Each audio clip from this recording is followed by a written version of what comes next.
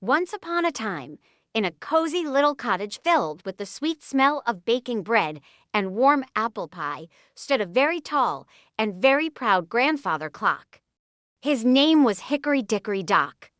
He had a big, friendly face with numbers all around it, and long, slender hands that moved ever so slowly, telling everyone the time of day. In this same cozy cottage lived a family of tiny mice. There was Papa Mouse, Mama Mouse, and their brave little son, Mortimer.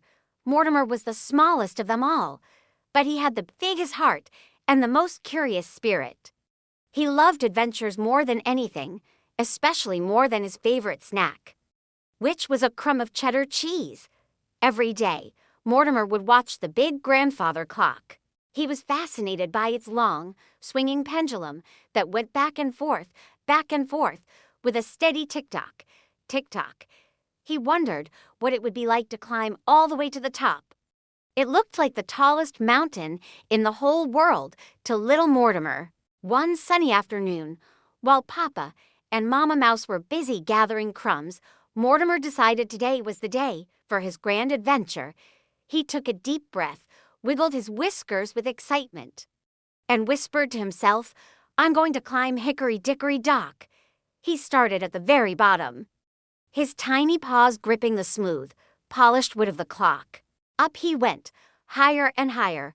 The journey was long and a little bit tricky.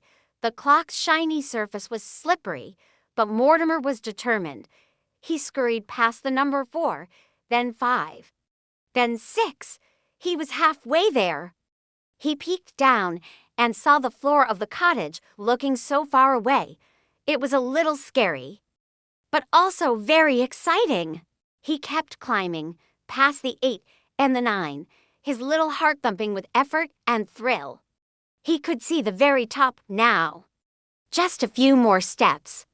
He scampered past the 11 and finally, with one last big push, he reached the top, right next to the number 12. He had made it. He felt like the king of the world, sitting on top of the tallest clock in the cottage. The view was amazing. He could see the whole living room from his perch.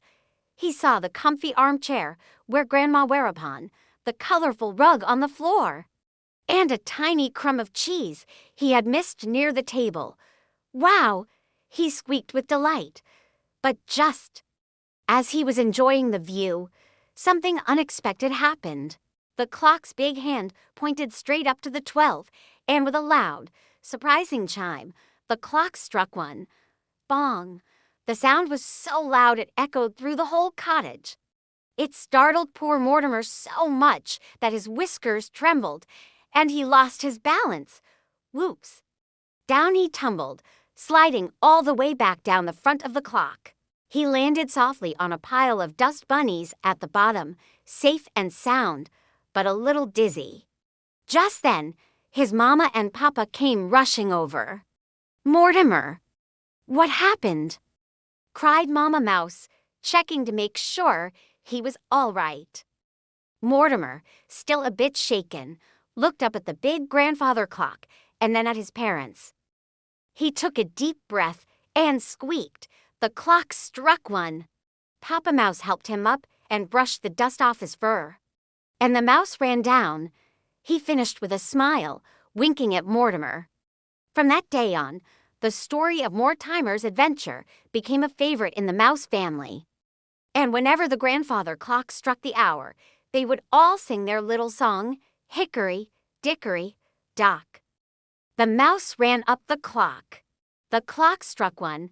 The mouse ran down. Hickory Dickory Dock. Mortimer never climbed the clock again, but he never forgot his great adventure.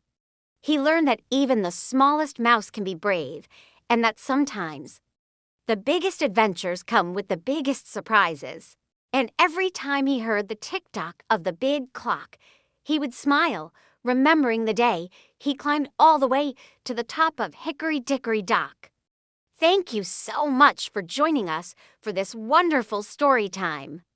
If you had fun listening to Mortimer's adventure, don't forget to give this video a big thumbs up. And be sure to subscribe to our channel so you don't miss out on any of our future stories. We can't wait to see you again next time. Bye-bye for now.